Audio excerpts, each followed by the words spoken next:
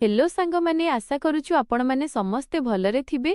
सांग माने मो सहित कथा हेबाकू चाहूथिले मु वीडियो मझिरे मो नंबर देइछि, मो नंबर नै मते कॉल करंतु। पूरा मजा मस्ती रे कथा हेबा।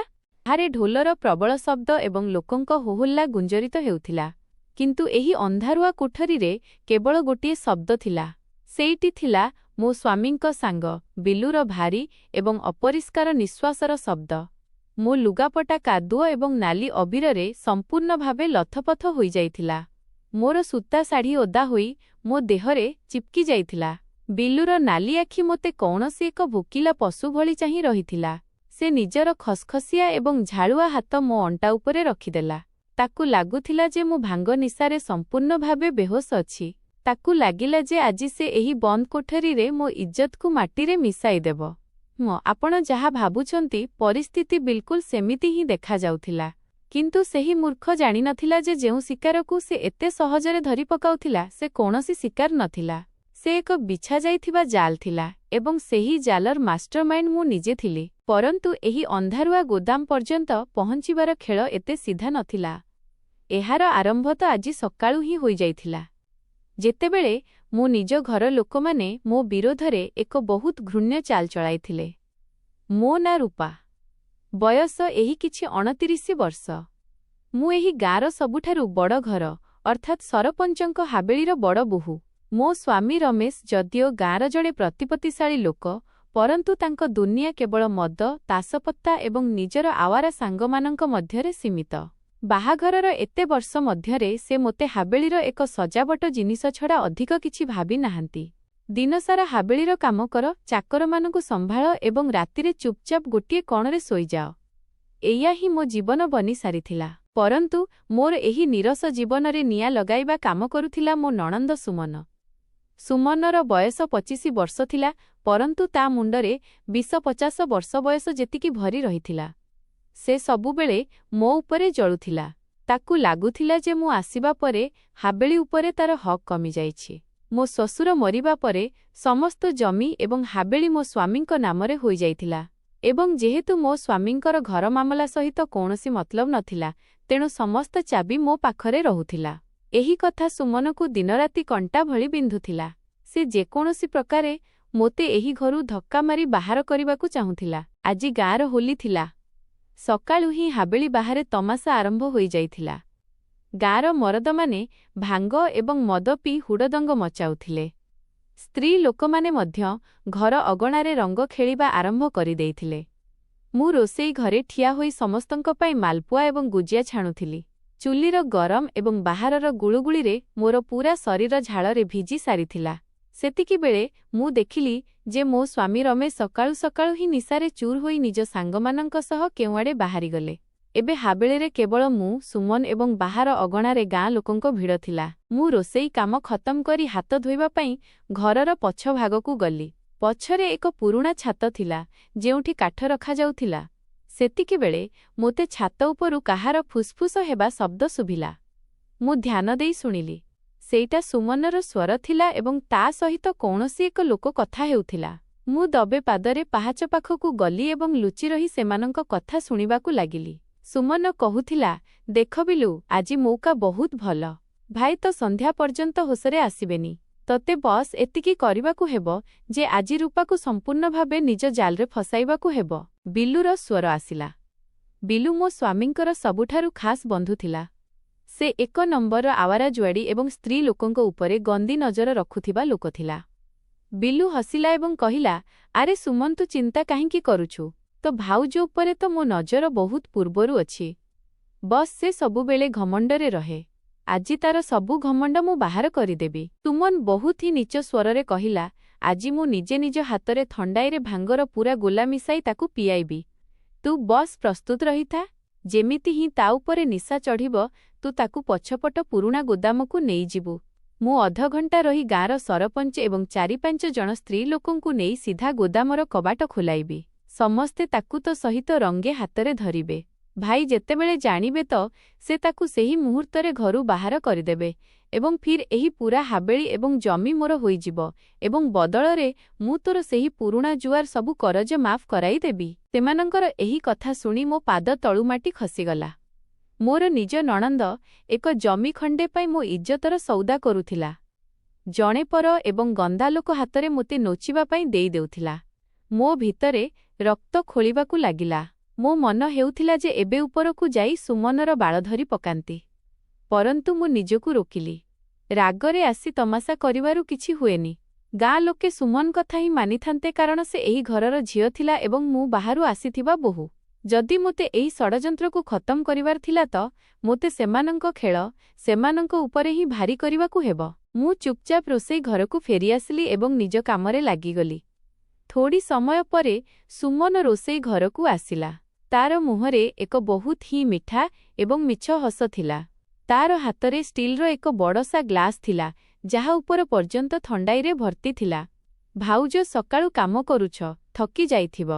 ଏଇ ନିଅ ଥୋଡ଼ି ଥଣ୍ଡାଇ ପିଇଦିଅ, ସୁମନ ବହୁତ ପ୍ରେମରେ କହିଲା। ମୁଁ ଗ୍ଲାସ୍ ଆଡ଼କୁ ଚାହିଁଲି। ମୁଁ ଜାଣିଥିଲି ଯେ ଏଥିରେ ସେହି ବିଷ ମିଶିଛି ଯାହା ମୋ ଜୀବନ ବର୍ବାଦ କରିଦେଇପାରେ। ପରନ୍ତୁ ମୁଁ ନିଜ ମୁହଁରେ କୌଣସି ଭାବ ଆସିବାକୁ ଦେଲି ନାହିଁ। ମୁଁ ମୁସ୍କୁରାଇ ଗ୍ଲାସ୍ ଧରିନେଲି। ଦେ ସୁମନ, ସତରେ ବହୁତ ଗରମ ଲାଗୁଛି, ମୁଁ କହିଲି। ସୁମନ ମୋତେ ଦେଖିବାକୁ ଲାଗିଲା କି ମୁଁ କେତେବେଳେ ତାହା ପିଉଛି। ମୁଁ ଗ୍ଲାସ୍ ପାଟିରେ ଲଗାଇଲି ପରନ୍ତୁ ମୁଁ ଥଣ୍ଡାଇକୁ ଗଳା ତଳକୁ ଓହ୍ଲାଇଲି ନାହିଁ। ମୁଁ ବସ୍ ଗୋଟିଏ ଢୋକ ପାଟିରେ ଭରିଲି ଏବଂ ଅଚାନକ ଜୋରରେ କାଶିବା ନାଟକ କଲି। କାଶୁ କାଶୁ ମୁଁ ଗ୍ଲାସ୍ର ଅଧା ପାଣି ମୋ ବେକ ଏବଂ ଶାଢ଼ୀ ଉପରେ ଢାଳିଦେଲି ଏବଂ ବାକି ପାଣି ରୋଷେଇ ଘରର ନାଳିରେ ଓଗାଳିଦେଲି। ଆରେ ରାମ, ଏହା ଅଚାନକ ମୋ ଗଳାରେ କ'ଣ ଫସିଗଲା? ମୁଁ ଜୋର ଜୋରରେ କାଶି କହିଲି। ସୁମନ ଥୋଡ଼ି ନିରାଶ ହେଲା କି ମୁଁ ପୂରା ଗ୍ଲାସ୍ ପିଇଲି ନାହିଁ। ପରନ୍ତୁ ତାକୁ ଲାଗିଲା କି ମୁଁ ଯେତିକି ବି ପିଇଛି ତାହା ଅସର କରିବା ପାଇଁ କାଫି ଅଟେ। କାରଣ ଭାଙ୍ଗ ବହୁତ ତେଜ ଥିଲା। କିଛି କଥା ନାହିଁ ଭାଉଜ, ତୁମେ ବାହାର ଅଗଣାକୁ ଆସ। ସମସ୍ତେ ରଙ୍ଗ ଖେଳୁଛନ୍ତି। ସେ ମୋତେ ବାହାରକୁ ନେଇଗଲା। ଏବେ ମୋ ନାଟକର ଅସଲି ଅଂଶ ଆରମ୍ଭ ହେବାକୁ ଯାଉଥିଲା। ଅଗଣାରେ ଢୋଲର ତେଜ ଥାପ ବାଜୁଥିଲା। ପବନରେ ନାଲି, ସବୁଜ ଏବଂ ହଳଦିଆ ଗୁଲାଲ ଉଡୁଥିଲା। ମୁଁ ଅଗଣାରେ ଠିଆ ହୋଇଗଲି ଏବଂ 15 ବିନା 20 ମିନିଟ୍ ପରେ ମୋ ମୁଣ୍ଡ ଧରିବା ନାଟକ ଆରମ୍ଭ କଲି।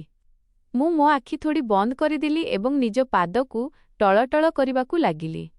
ମୁଁ ଏମିତି ଚାଲିବାକୁ ଲାଗିଲି ଯେମିତି ମୋର କିଛି ହୋସ ନାହିଁ। ମୋ ଶରୀର ଭାରୀ ହୋଇଗଲା। ସୁମନ ଦୂରରେ ଠିଆ ହୋଇ ମୋତେ ଦେଖୁଥିଲା। ମୋର ଟଳଟଳ ଚାଲି ଦେଖି ତାର ଆଖିରେ ଜିତିବାର ଚମକ ଆସିଗଲା। ସେ ତୁରନ୍ତ ଅଗଣାର ଦ୍ୱିତୀୟ କୋଣରେ ଠିଆ ହୋଇଥିବା ବିଲୁକୁ ଇସାରା କଲା। ବିଲୁର ନାଲି ଏବଂ ହବସି ଆଖି ମୋ ଉପରେ ଆସି ଅଟକିଗଲା। ସେ ଭିଡ଼କୁ ଚିରି ମୋ ଆଡ଼କୁ ବଢ଼ିଲା। ବିଲୁ ମୋ ପାଖକୁ ଆସିଲା। ତାର ହାତରେ ଗାଢ଼ ନାଲି ରଙ୍ଗ ଥିଲା। ସେ ଅଚାନକ ନିଜର ଖସଖସିଆ ଏବଂ ଭାରୀ ହାତ ମୋ ବେକ ଉପରେ ରଖିଦେଲା। ତାର ହାତର ସେହି ଗନ୍ଧି ଛୁଆଁ ମହସୁସ ହେବା ମାତ୍ରେ ମୋତେ ବାନ୍ତି ଆସିବାକୁ ଲାଗିଲା। ପରନ୍ତୁ ମୋତେ ନିଜ ନାଟକ ଜାରି ରଖିବାର ଥିଲା। ମୁଁ ବିରୋଧ କରିବା ବଦଳରେ ନିଜ ମୁଣ୍ଡ ପଛ ଆଡ଼କୁ ଢଳାଇଦେଲି। ଯେମିତି ଭାଙ୍ଗ ନିଶାରେ ମୋ ବେକର ତାକତ ଖତମ ହୋଇଯାଇଛି। ବିଲୁ ସେହି ନାଲି ରଙ୍ଗକୁ ମୋ ବେକରୁ ହୋଇ ମୋ ଛାତିର ଉପରି ଭାଗ ପର୍ଯ୍ୟନ୍ତ ଘଷିଦେଲା। ତାର ଆଙ୍ଗୁଠିଗୁଡ଼ିକ ଜାଣିଶୁଣି ମୋ ଶାଢ଼ୀକୁ ହଟାଉଥିଲା। ଗାଁର ଭିଡ଼ରେ କାହାରି ଧ୍ୟାନ ଆମ ଉପରେ ନଥିଲା କାରଣ ସମସ୍ତେ ନିଜ ହୁଡ଼ଦଙ୍ଗରେ ମସ୍ତ ଥିଲେ। ବିଲୁର ନିଶ୍ୱାସ ବହୁତ ଭାରୀ ହୋଇଯାଇଥିଲା। ତା ମୁହଁରୁ ଶସ୍ତା ମଦର ବଦବୁ ଆସୁଥିଲା। ସେ ମୋ କାନ ପାଖକୁ ଆସି ଧୀରେ କହିଲା, ଭାଉଜ, ଆଜି ତ ତୁ ବହୁତ ହିଁ ନମକିନ୍ ଲାଗୁଛୁ। ମୋ ମୁଠି କଷି ହୋଇଗଲା। ମୁଁ ମନ କଲା କି ତା ମୁହଁରେ ଏକ ଜୋରଦାର ଚାପୁଡ଼ା ମାରିଦିଅନ୍ତି। ପରନ୍ତୁ ମୁଁ ନିଜ ଆଖି ବନ୍ଦ ରଖିଲି ଏବଂ ଏକ ନିଶାରେ ଚୁର୍ ସ୍ତ୍ରୀ ଲୋକ ଭଳି ହସିଲି। ମୋର ସେହି ମିଛ ହସ ଦେଖି ବିଲୁ ପୂରା ପାଗଳ ହୋଇଗଲା। ତାକୁ ୟକିନ୍ ହୋଇଗଲା କି ଥଣ୍ଡାଇ ନିଜ କାମ କରିଦେଇଛି ଏବଂ ଏବେ ମୁଁ ସମ୍ପୂର୍ଣ୍ଣ ତାର କାବୁରେ ଅଛି। ସେତିକିବେଳେ କେହି ପଛରୁ ଆମ ଉପରେ ଏକ ବାଲ୍ଟି ଭର୍ତ୍ତି କାଦୁଅ ପାଣି ଢାଳିଦେଲା। ପାଣିର ଧାରରେ ମୋର ସୂତା ଶାଢ଼ୀ ମୋ ଶରୀର ସହିତ ବିଲକୁଲ ଚିପକିଗଲା। ପାଣି ଯୋଗୁଁ ଶାଢ଼ୀର ପଣତ କାନ୍ଧରୁ ଖସି ମୋ ବାହୁ ଉପରେ ପଡ଼ିଲା। ବିଲୁର ଆଖି ମୋର ଓଦା ଶରୀର ଉପରେ କୌଣସି ଏକ ଭୋକିଲା ଗିଧ ଭଳି ଗଡ଼ିଲା। ସେ ମଉକାର ଫାଇଦା ଉଠାଇ ନିଜର ଏକ ହାତ ମୋ ଅଣ୍ଟାରେ ରଖିଦେଲା। ତାର ଆଙ୍ଗୁଠିଗୁଡ଼ିକ ମୋ ଅଣ୍ଟାର ନଙ୍ଗା ତ୍ୱଚାକୁ ବହୁତ ହିଁ ବେସରମ ଭାବେ ଚିପୁଥିଲା। ମୋତେ ହର ଏକ ସେକେଣ୍ଡ ଘୃଣା ଆସୁଥିଲା। ମୋ ଶରୀର ଭିତରୁ କାମ୍ପୁଥିଲା। ବିଲୁ ମୋ ଅଣ୍ଟାକୁ କଷି ଧରିଲା ଏବଂ ମୋତେ ସାହାରା ଦେବା ନାଟକ କରି କହିଲା, ଭାଉଜ, ତୁମକୁ ନିଶା ଅଧିକ ହୋଇଯାଇଛି। ଚାଲନ୍ତୁ ମୁଁ ତୁମକୁ ଆରାମ କରାଇଦିଏ। ମୁଁ ବିନା କୌଣସି ବିରୋଧରେ ନିଜ ଶରୀରର ସମସ୍ତ ଓଜନ ତା ଉପରେ ପକାଇଦେଲି। ସେ ମୋତେ ଅଗଣାର ଭିଡ଼ରୁ ଦୂରକୁ ଘରର ପଛଭାଗ ଆଡ଼କୁ ନେଇଗଲା। ପଛର ହିସ୍ସା ବିଲକୁଲ ସୁନସାନ୍ ଥିଲା। ସେଠାକୁ କେହି ଆସୁନଥିଲେ। ସେଠାରେ ଏକ ବହୁତ ପୁରୁଣା ଗୋଦାମ ଥିଲା ଯେଉଁଥିରେ ପୂର୍ବରୁ ଅନାଜ ରଖାଯାଉଥିଲା। ଗୋଦାମର କାଠ କବାଟ ଅଧା ଖୋଲା ଥିଲା। ବିଲୁ ମୋତେ ଭିତରକୁ ଧକ୍କା ଦେଲା। ଭିତରେ ବହୁତି ଘୋର ଅନ୍ଧାର ଥିଲା। ସେଠାରେ ସିଲନ୍ ଏବଂ ମୂଷାମାନଙ୍କ ଅଜବ ବଦବୁ ବ୍ୟାପିଥିଲା। ଚଟାଣରେ ଜୁଟର ପୁରୁଣା ବସ୍ତା ବିଛା ହୋଇଥିଲା ଯାହା ଉପରେ ଧୂଳି ଜମିଥିଲା। ବିଲୁ ଭିତରକୁ ଆସିଲା ଏବଂ ସେ ବାହାରୁ ଆସୁଥିବା ଆଲୁଅକୁ ରୋକି ଭାରି କବାଟକୁ ବନ୍ଦ କରିଦେଲା। କବାଟ ବନ୍ଦ ହେବା ମାତ୍ରେ କୋଠରୀରେ ଅନ୍ଧାର ଛାଇଗଲା। ବାହାରେ ଢୋଲର ଶବ୍ଦ ଏବେ ବହୁତ ଧୀରେ ଶୁଣାଯାଉଥିଲା। ବିଲୁ କବାଟର ଲୁହା କୁଣ୍ଡି ଭିତର ପଟୁ ଲଗାଇଦେଲା। କୁଣ୍ଡି ପଡ଼ିବାର ଶବ୍ଦ ସେହି ସନ୍ନାଟରେ ବହୁତ ଜୋରରେ ଗୁଞ୍ଜରିଲା। ଏବେ ଏହି କୋଠରୀରେ କେବଳ ମୁଁ ଏବଂ ସେହି ଦରିନ୍ଦା ଏକୁଟିଆ ଥିଲୁ। ସେଇ ପଛକୁ ଯାଇ ମୋ ଆଡ଼କୁ ଦେଖିଲା। ଅନ୍ଧାରରେ ମଧ୍ୟ ମୁଁ ତାର ଆଖିର ସେହି ଗନ୍ଧି ଚମକ ଦେଖିପାରୁଥିଲି। ମୁଁ ଜାଣିଶୁଣି ଟଳଟଳ ହୋଇ ସେହି ଶୁଖିଲା ବସ୍ତା ଢେର ଉପରେ ପଡ଼ିଗଲି। ବସ୍ତାର ଖସଖସିଆ ସତହ ମୋ ପିଠିରେ ବିନ୍ଧୁଥିଲା। ମୁଁ ମୋ ଆଖି ଅଧା ବନ୍ଦ କରିଦେଲି ଏବଂ ଜୋର ଜୋରରେ ନିଶ୍ୱାସ ନେବା ନାଟକ କରିବାକୁ ଲାଗିଲି। ବିଲୁ ଧୀରେ ଧୀରେ ଚାଲି ମୋ ପାଖକୁ ଆସିଲା। ସେ ସର୍ବପ୍ରଥମେ ନିଜ ବେକର ଗାମୁଛା କାଢ଼ି ଗୋଟିଏ ପଟକୁ ଫିଙ୍ଗିଲା। ଫିର୍ ସେ ନିଜର କାଦୁଅରେ ସନିଥିବା କମିଜର ବୋତାମ ଖୋଲିବା ଆରମ୍ଭ କଲା। କମିଜର ହର ବୋତାମ ଖୋଲିବା ସହିତ ମୋର ଧଡ଼କନ ତେଜ ହେଉଥିଲା। ସେ ପୂରାପୂରି ହାବି ହେବା ପାଇଁ ତୟାର ଥିଲା। ସେ ମୋ ଶାଢ଼ୀ ପଣତକୁ ପୂରାପୂରି ତଳକୁ ଟାଣିଦେଲା। ତାର ଝାଳୁଆ ହାତ ଏବେ ମୋ ବ୍ଲାଉଜ ଆଡ଼କୁ ବଢ଼ୁଥିଲା। ସେ ମୋ ଉପରକୁ ଝୁଙ୍କିଗଲା। ମୁଁ ତାର ମଦ ଏବଂ ଝାଳର ବଦବୁକୁ ସଫା ମହସୁସ କରିପାରୁଥିଲି। ତାକୁ ଲାଗୁଥିଲା ଯେ ଆଜି ତାର ହବ ସରଜିତ ହେବ। ତାକୁ ଲାଗୁଥିଲା ଯେ ମୁଁ ଏକ ବେଜାନ ପୁତଳିକା ଭଳି ତାର ହର ୱାର ସହିନେବି। ପରନ୍ତୁ ତାକୁ ଜଣାନଥିଲା ଯେ ଏହା କୌଣସି ନିଶାରେ ଚୁର ସ୍ତ୍ରୀ ଲୋକ ନୁହେଁ। ଦୋସ୍ତୋ, ଏକ ଏକୁଟିଆ ସ୍ତ୍ରୀ ଲୋକ ଯେତେବେଳେ ନିଜ ଲୋକଙ୍କ ଷଡ଼ଯନ୍ତ୍ରର ଶିକାର ହୁଏ ତ ତାର ପାଖରେ ଲଢ଼ିବା ଛଡ଼ା କୌଣସି ରାସ୍ତା ବଞ୍ଚେ ନାହିଁ। କେବେ କେବେ ନିଜ ଇଜ୍ଜତ ବଞ୍ଚାଇବା ପାଇଁ କାଦୁଅକୁ ଓହ୍ଲାଇବାକୁ ହିଁ ପଡ଼େ। ଯଦି ଆପଣ ବି ମାନନ୍ତି କି ସ୍ତ୍ରୀ ଲୋକକୁ କେବଳ ସହିବା ନୁହେଁ ବରଂ ପାଲଟା ଆକ୍ରମଣ କରିବା ମଧ୍ୟ ଆସିବା ଦରକାର, ତ ଏହି କାହାଣୀକୁ ଏକ ଲାଇକ୍ ନିଶ୍ଚୟ ଦିଅନ୍ତୁ। ଗୋଦାମର ଅନ୍ଧାର ଆହୁରି ଗଭୀର ଲାଗିବାକୁ ଲାଗିଲା। ବିଲୁ ମୋ ଉପରେ ଝୁଙ୍କିଥିଲା ଏବଂ ତାର ଗନ୍ଦା ହାତ ମୋ ବ୍ଲାଉଜର ହୁକ୍ ପର୍ଯ୍ୟନ୍ତ ପହଞ୍ଚି ସାରିଥିଲା। ତାକୁ ଲାଗିଥିଲା କି ଭାଙ୍ଗ ନିଶାରେ ମୋ ଶରୀର ଟୁଟି ସାରିଛି ଏବଂ ଏବେ ମୁଁ କୌଣସି ବିରୋଧ କରିପାରିବି ନାହିଁ। ସେଇ ନିଜର ଗନ୍ଧି ମୁସ୍କୁରାହଟ ସହିତ ମୋତେ ନୋଚିବା ପାଇଁ ବିଲକୁଲ ତୟାର ଥିଲା। ପରନ୍ତୁ ତଥାପି ମୁଁ ନିଜ ଅଧା ବନ୍ଦ ଆଖିକୁ ଅଚାନକ ପୂରା ଖୋଲିଦେଲି। ମୋ ଆଖିରେ ନା କୌଣସି ନିଶା ଥିଲା ନା କୌଣସି ଡର। ସେଠାରେ ସିର୍ଫ ଏକ ଖୁଙ୍ଖାର ନିଆଁ ଜଳୁଥିଲା। ଏହା ପୂର୍ବରୁ କି ସେ କିଛି ବୁଝିପାରନ୍ତା, ମୁଁ ନିଜ ଆଣ୍ଠୁକୁ ମୋଡ଼ିଲି ଏବଂ ପୂରା ତାକତରେ ତାର ପେଟ ଉପରେ ଏକ ଜୋରଦାର ଲାତ ମାରିଲି। ମୋର ୱାର ଏତେ ଅଚାନକ ଏବଂ ତେଜ ଥିଲା ଯେ ବିଲୁ ଟଳଟଳ ହୋଇ ପଛ ଆଡ଼କୁ ପଡ଼ିଲା। ସେ ଶୁଖିଲା ବସ୍ତା ଢେର ଉପରେ ପିଠିମାଡ଼ ହୋଇ ପଡ଼ିଲା ଏବଂ ଦର୍ଦରେ କୁନ୍ଥେଇବାକୁ ଲାଗିଲା। ମୁଁ ଏକ ଝଟକାରେ ଜମିରୁ ଉଠି ଠିଆ ହେଲି। ମୁଁ ନିଜର ବିଛାଡ଼ି ହୋଇଥିବା ପଣତକୁ ଟାଣି ନିଜ କାନ୍ଧରେ ଗୁଡ଼ାଇଲି। ବିଲୁ ପେଟ ଧରି ଉଠିଲା। ତାର ଆଖିରେ ହଇରାଣୀ ଏବଂ ଗୁସ୍ସା ଦୁଇଟିଯାକ ଥିଲା। ଏ କଣ ବଦତମିଜି ରୂପା? ତୁ ତ ଭାଙ୍ଗ ପିଇଥିଲୁ, ସେ ହକଲେଇ ହୋଇ କହିଲା। ତୋର ଔକାତ ନାହିଁ କି ତୁ ମୋତେ ତୋର ଗନ୍ଦା ହାତରେ ଛୁଇଁ ବି ପାରିବୁ ବିଲୁ? ମୁଁ ବହୁତ ହି ଥଣ୍ଡା ସ୍ୱରରେ କହିଲି। ସେ ଗୁସ୍ସାରେ ନିଜ ମୁଠି ବନ୍ଦ କଲା। ଏବେ ତ ତୁ ଏହି କୋଠରୀରୁ ବାହାରକୁ ସେତେବେଳେ ଯିବୁ ଯେତେବେଳେ ମୁଁ ମୋ ମର୍ଜି ପୂରା କରିନେବି। ସେ ଜାନର ଭଳି ଫିର୍ ସେ ମୋ ଆଡ଼କୁ ବଢ଼ିବାକୁ ଲାଗିଲା। ପରନ୍ତୁ ମୁଁ ନିଜ ଜାଗାରୁ 1 ଇଞ୍ଚ ବି ହଲିଲି ନାହିଁ। ମୁଁ ନିଜ ଶାଢ଼ୀ ପଣତ ତଳେ ଲୁଚାଇଥିବା ନିଜ ସ୍ମାର୍ଟଫୋନ୍ ବାହାରଇ ମୁଁକୁ ତାର ଆଡ଼କୁ ବୁଲାଇଲି। ଫୋନ୍ ସ୍କ୍ରିନ୍ ଉପରେ ଭଏସ୍ ରେକର୍ଡ ଚାଲୁଥିଲା ଏବଂ ନାଲି ରଙ୍ଗର ବତି ବ୍ଲିଙ୍କ୍ କରୁଥିଲା। ଗୋଟିଏ କଦମ ବି ଆହୁରି ଆଗକୁ ବଢ଼େଇଲେ ନା ବିଲୁ, ତ ଏହି ରେକର୍ଡିଂ ଏବେ କି ଏବେ ପୂରା ଗାଁର ହ୍ୱାଟ୍ସଆପ୍ ଗ୍ରୁପରେ ପଠାଇଦେବି। ବିଲୁର କଦମ ସେଇଠି ହିଁ ରହିଗଲା। ସେ ସେହି ନାଲି ବତିକୁ ଦେଖି ଶୂନ ପଡ଼ିଗଲା। କେମିତିକା ରେକର୍ଡିଂ? ତାର ମଥାରେ ଝାଳ ଚମକିବାକୁ ଲାଗିଲା। ସେଇ ରେକର୍ଡିଂ ଯେଉଁଥିରେ ଆଜି ସକାଳେ ତୁ ଏବଂ ମୋ ନଣନ୍ଦ ସୁମନ ଛାତ ଉପରେ ମୋତେ ଫସାଇବା କଥା କହୁଥିଲା। ମୁଁ ଏକ ତୀରରେ ସିଧା ତାର ସିନା ଉପରେ ୱାର କରିଥିଲି। ତୁ କଣ ଭାବିଥିଲୁ କି ତୁମେ ଦୁହେଁ ମୋ ବିରୋଧରେ ଜାଲ ବିଛାଇବ ଏବଂ ମୋତେ ଭଣକ ବି ଲାଗିବ ନାହିଁ? ସୁମନର ଦେଇଥିବା ଭାଙ୍ଗ ମିଶା ଥଣ୍ଡାଇ ତ ମୁଁ ରୋଷେଇ ଘର ନାଳିରେ ହିଁ ଛେପ ପକାଇ ଦେଇଥିଲି। ମୁଁ ତ ଏଠା ପର୍ଯ୍ୟନ୍ତ ନିଜେ ଚାଲି ଚାଲି ଆସିଛି। ଏହା ଶୁଣୁ ଶୁଣୁ ବିଲୁର ସବୁ ହବସ, ସବୁ ଗରମୀ ଏକ ପଳରେ ଥଣ୍ଡା ହୋଇଗଲା। ଅକ୍ସର ଯେଉଁ ଲୋକମାନେ ସ୍ତ୍ରୀ ଲୋକଙ୍କୁ ଦୁର୍ବଳ ଭାବି ଶିକାର କରନ୍ତି, ସେମାନେ ଭିତରୁ ସବୁଠାରୁ ବଡ଼ କାୟର ହୋଇଥାନ୍ତି। ଏବଂ ବିଲୁ ତ ବୋଧେ ବି ଜଣେ ଶରାବୀ ଏବଂ ଜୁଆଡ଼ି ଥିଲା। ତାର ସବୁ ଘମଣ୍ଡ ଟୁଟି ଜମିରେ ପଡ଼ିଗଲା। ତାର ଗୋଡ଼ କାମ୍ପିବାକୁ ଲାଗିଲା। ଦେଖ ରୂପା ଭାଉଜ, ମୋର କୌଣସି କସୁର ନାହିଁ ଏଥିରେ, ସେ ଏବେ ଗିଡ଼ଗିଡ଼େଇବାକୁ ଲାଗିଲା। ମୋତେ ତ ସୁମନ କହିଥିଲା ଏସବୁ କରିବାକୁ। ମୁଁ ଜାଣି। ମୁଁ ନିଜ ସ୍ୱରକୁ ଆହୁରି କଡ଼କ କରି କହିଲି। परंतु गाँ लोकंकु तो एया ही लागिबो कि तू एक एकुटिया स्त्री लोककु गोदामकु टाणी आनी तार इज्जत लुटिबाकु कोशिश करिछु एवं सरपंचंक घर बोहू उपरे हाथ पकाइबार सजा कौन हुए एहा तो तू भल भावे जानिछु। गछरे बांधी जेतेबेले गाँ लोके मारिबे तो तोर खाल उधेड़ी देबे। पिल्लू एबे पूरापूरी डररे कांपिबाकू लागिला। से जमीरे आंठेई बसिला। मोते माफ करिदियो भाउज, मोते गाँ लोकंको सामनाकू नियो नाही, मु मरीजिबी। मु तोते एक ही सर्तरे माफ करिबी। मु निज फोनर माइक तार चेहरा पाखकू कली। बोल बोल कि सुमन तोते कौन लालच देइथिला, से कौन प्लान बनेइथिला, सबु किछि सत सत बोल। डर मारे बिलू एक निश्वासरे सबु किछि कहिबा आरंभ कला। सुमन सुमन कहिथिला कि से तोते भांग पियाइब, सेही मोते तोते गोदामकू आनिबाकू कहिथिला। से चाहुथिला कि से बाहारु सरपंच एवं गाँ लोकंकू नेई आसिब जाहाद्वारा तू रंगे हातरे धरा पड़िबू। से तोते बदनाम करी घरु बाहर करिबाकू चाहुछि जाहाद्वारा पूरा हाबेली एवं जमी तार नामरे होइजिब एवं एहार बदलरे से मोर जुआर सबु कर्ज माफ करिबा पाई वादा करिथिला। बिलू कांदी कांदी सबु किछि कहि चालिला एवं मो फोन तार हरेक गंदी साजिशकू रेकर्ड करी चालिला। मो काम होई सारिथिला। मो पाखरे मोर बेगुनाह हेबार एवं सेही नागुणी सुमनर सबुठारु बड़ सबूत थिला। सेतिकी बेले गोदाम बाहारे बहुत सारे लोकंक कदम शब्द आसिबाकू लागिला। बाहारु केही गोदामर काठ कबाटकू जोररे बाड़ेइबा आरंभ करिदेला। कबाट तोड़ो, तोड़ी दियो एही कबाटकू। बाहारु सुमनर चित्कार स्वर आसिला। मु बिलू आड़कू चाहिली। से बुरी भावे डरी एक कणरे लुचि जाइथिला।